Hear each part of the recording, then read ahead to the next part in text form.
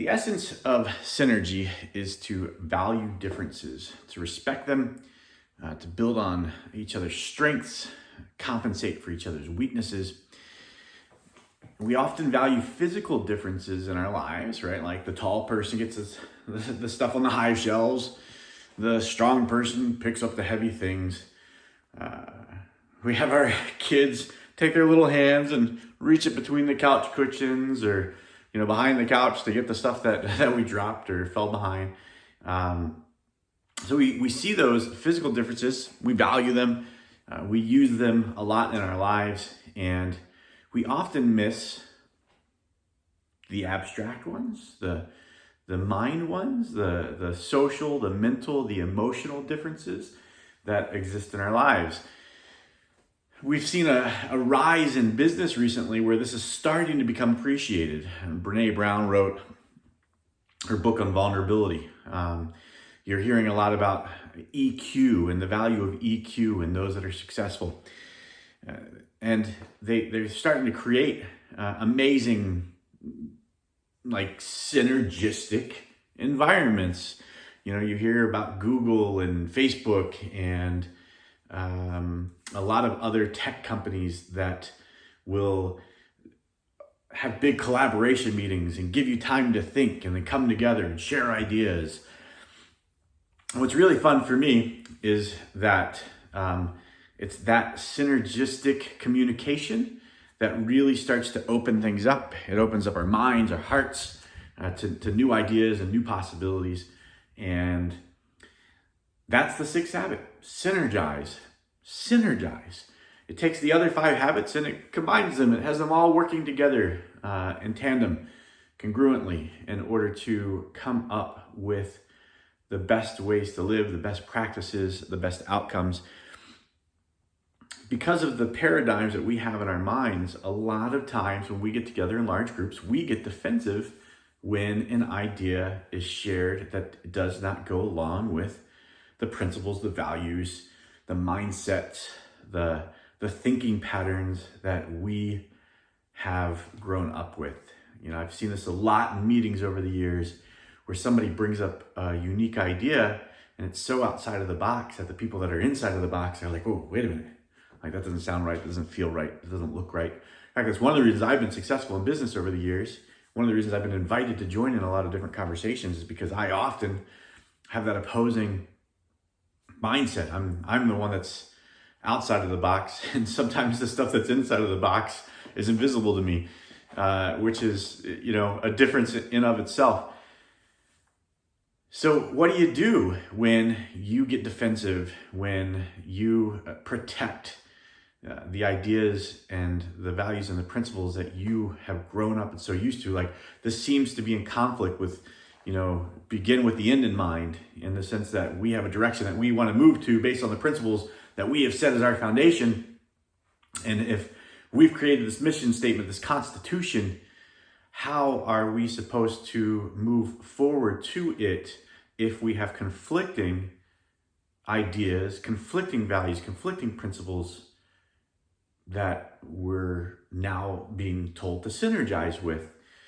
Well, I don't know if you all have ever been in an open learning classroom where a teacher has given the opportunity to be very creative in thinking, where they bring the whole class together, they put you into groups with people unlike yourselves, and as people start throwing around ideas and creative ideas about projects, about things that you can do to make the world better, about things that you could have done to make an assembly line more efficient, or you create the project that a teacher may have asked you to do.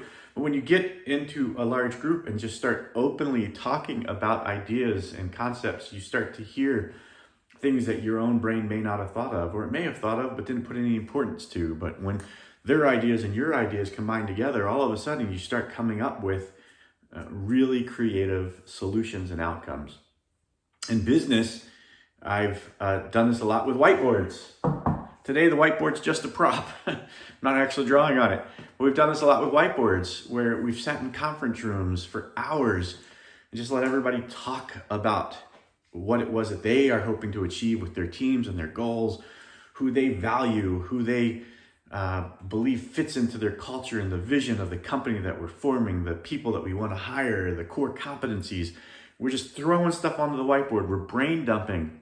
We pick a topic and just throw everything about that topic onto the whiteboard. And then we take a picture of it and we move on down the wall.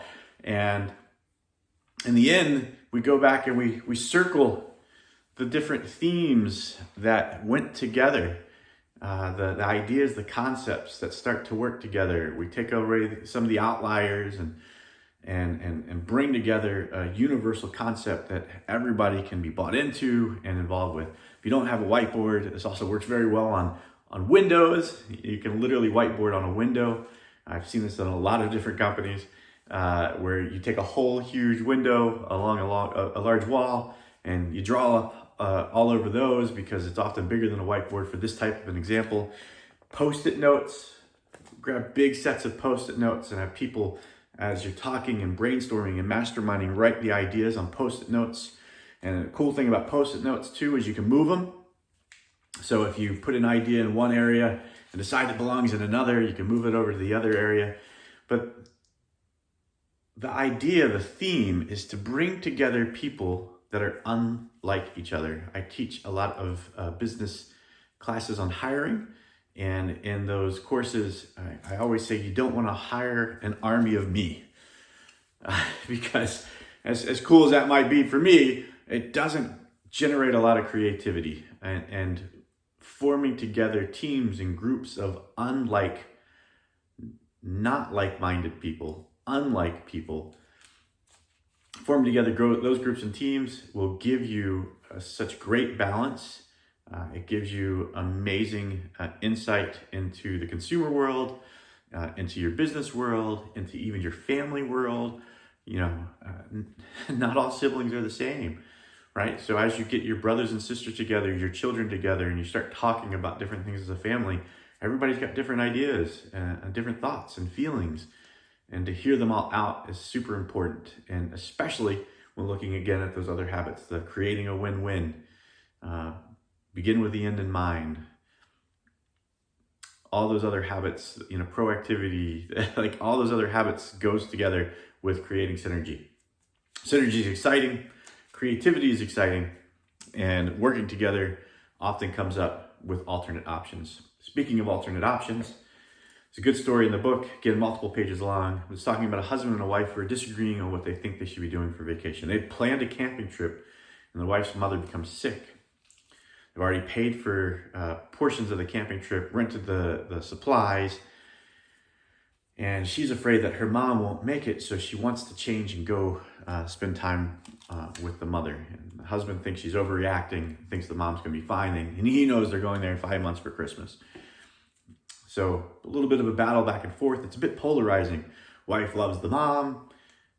Husband loves the children and knows that there's nothing to do at mom's house, other than sit there and talk to mom who is not feeling well and wants to provide a good experience for their kids. So what do? Like, this could be a source of conflict, for years if they don't come to some sort of synergistic solution. So it goes on to suggest some ideas. I'm sure if you were thinking outside of the box, you could think of some already. Maybe they do a camping trip near the moms. Maybe they do a camping, fishing trip, etc., with the extended family that still lives close to mom. That way, the wife gets to still see her mom while some of the rest of the family still has some fun. They can check in on mom at the end of the day or after a couple of days. Another idea was that perhaps after the regular family trip, the husband takes on many of the wife's current responsibilities at home for a week, and that way she can go, or vice versa, whatever it might be, right? So good synergistic ideas that work together, sitting down with the group, learning together, creativity. That's the sixth habit. Synergistic creativity to bring all the good ideas, the values, the principles, the missions together into one like-minded idea. More on this tomorrow. What happens when there's negative synergy? Thanks all. Have a great one.